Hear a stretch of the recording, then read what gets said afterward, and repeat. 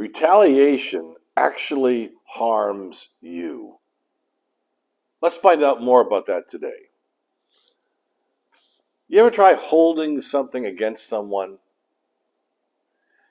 Think about my hand holding this piece of paper. And let's say this piece of paper is a list of all the grievances I have against someone who's harmed me. And I'm just not able to let go of it. And I really want them to pay for what they did to me. When you're holding this against a person, let's say I'm holding these grievances against the person. Wherever that person goes, I am following them. And it holds me captive. It holds me hostage when I'm holding something against somebody else. I'm the one who's actually captive. I'm the one who's actually a slave to my unforgiveness and my retaliation. So let's talk about that today. Good morning, I'm Pastor Rini. Welcome to 747 Morning Inspiration. We're in Matthew chapter 5, one of the most famous sermons in the world preached by Jesus, which was the Sermon on the Mount. And the Sermon on the Mount, Jesus came out in his public ministry. He had finished going through his temptations. Of course, he was victorious through that. And now he begins to say all of these crazy, wild things that were mind-boggling to the thought processes of both the religious leaders and the Romans and his other followers.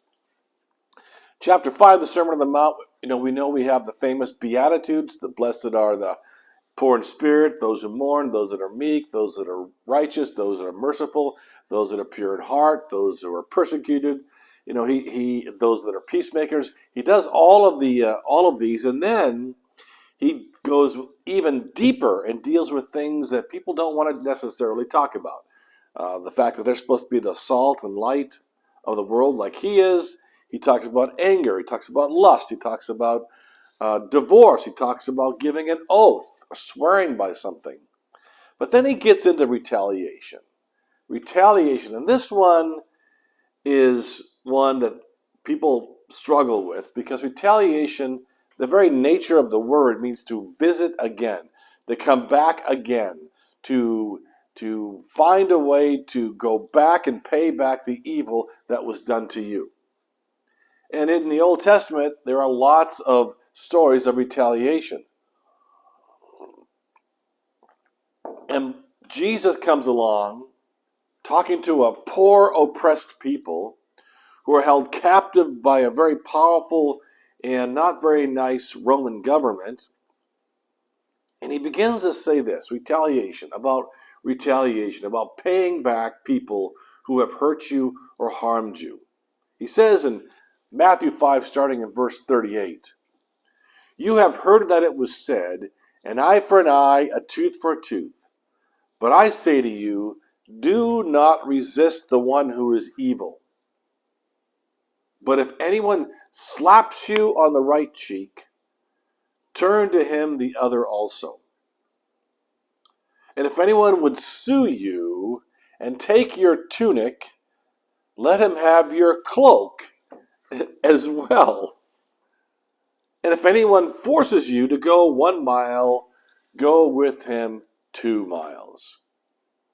Give to the one who begs from you, and do not refuse the one who would borrow from you." Now, everything about that statement is directly contradictory to the viewpoint of the people. So what he's saying is, if someone has hurt you, and they've said a rude thing to you, then you just say, fine, you got another insult for me? Who does that? Who allows themselves to be slapped on one cheek and the other? What movies do we watch on TV where that actually happens, right? The movies are all about vengeance and going back, and you killed my family, I'm killing your family, and it's all about, karma and God, and the universe is going to get back at you. This entire video series about karma, instant karma, retaliation. Our desire to hold something against someone until our grievances are met, are satisfied. Now he again makes other comments like being sued. When they sue you and take your shirt, give them your coat as well, instead of suing them back. Now, having had 30 years of experience running a large corporation, and living in California, the land of litigation, it's not if you get sued, it's when you get sued. And I learned a long time ago from a very wise businessman, listen, when someone sues you, you settle that case as fast as you can. Don't try to go for principle and say, well, I demand that this be taken care of. I've been falsely accused. Figure out a settlement, because every day that you waste on retaliation against an individual is lost opportunity, lost profit, lost projects. And I can tell you, I didn't believe that in the beginning, and I gave my lawyers tons of money to defend my honor and lost so much sleep in the process. So he says, if they want to take a shirt, give them your jacket. Move on. You can get new clothes. Totally not what I think we should do as a person. But Jesus is saying, listen, stop allowing people to hold you hostage by you holding something against them and demanding your rights, demanding retaliation. If someone begs from you, don't say, get a job. Maybe they really do need help. Help them. So he gives this whole crazy speech about the dangers of retaliation, and then he seals it in verse 43 about loving your enemies. It says, you have heard that it was said, you shall love your neighbor and hate your enemy. But I say to you, love your enemies and pray for those who persecute you, so that you may be sons of your Father who is in heaven. For he makes his sun rise on the evil and on the good, and sends rain on the just and on the unjust. Right? God provides for everyone. What they do with it is between them and him. Verse 46, for if you love those who love you, what reward do you have? Do not even the tax collectors do the same? Do you only hang with people in your social stratus and your social, income level? Do you only have people over your house that could possibly have you over their house? Or do you actually love and minister to people that have no way of ever repaying you? Think about that. That's one of the goals that we have with sharing our stuff, sharing our home. I don't invite people over because they're big money givers or because they can give me something back. We invite people over that would not have opportunity to have us where they live because they don't have the money to feed us dinner. So what he's saying is, if you only love people who can help you, then you're missing the whole point. He says, because do not even the tax collectors do the same? If you greet only your brothers, what are you doing more than they? Do not even the Gentiles do the same? You therefore must be perfect as your heavenly Father is perfect. So he says crazy things like this. And can you imagine, even today, saying that? Living in our world where you are sued like that, where people take advantage of you, where there's people begging everywhere, where people may say bad things about you behind your back or now on social media. How do we respond? Are we going to make a list of grievances and then all the people that have hurt us hold it against them? Because if you do that, I'm telling you, you're going to be held hostage. Wherever they go, you're holding this against them. Imagine holding something against their back. They go on their day. They do their journey of life. They're not the one held hostage. You are. You're in bondage to your desire for retaliation. We're told to be completely different than the world. And the greatest example of that was Jesus Christ, the Son of God. That he gave himself on the cross to die for the sins of humanity when we did not deserve salvation. We did not deserve forgiveness. It is because of our sin he had to come and be and have the stripes upon his flesh and be beaten and ridiculed and hung on a cross. It's because of us and our sin. He died so we could be forgiven of that sin. And then his apostles were martyred.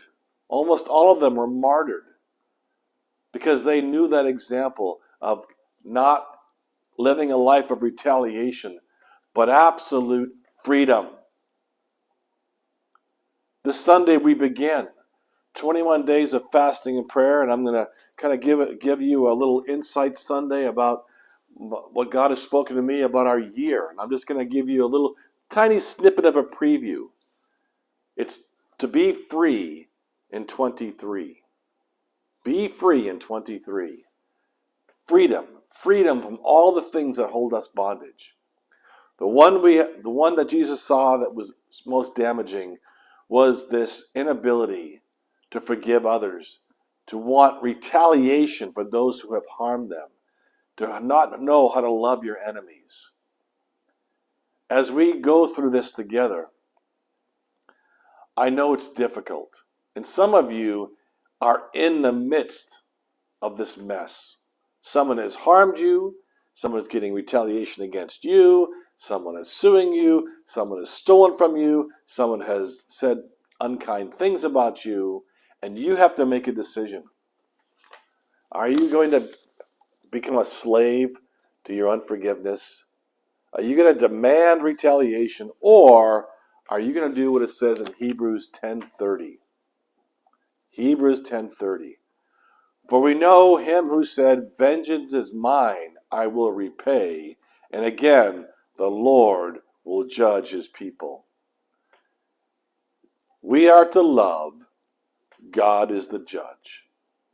We are to love our enemies. God will take out his vengeance on whom he wants to take out his vengeance. The Lord will judge his people. We catch the fish. We tell them about Jesus. And Jesus sorts it out in the end. So let's begin to live this outrageously crazy, pro-Jesus, unworldly life, where we do crazy things like forgive those who harm us, love those who hurt us, receive the peace and presence of God by saying, okay, these grievances, I put them down. And now look, my hands are free. My hands are free. I can do whatever I want now for Jesus. I'm not holding grievances against anyone.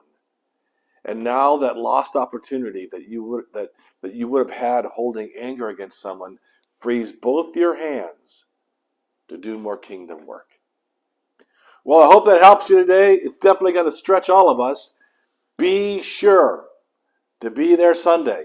Make every effort to be there. If you're not local, get online.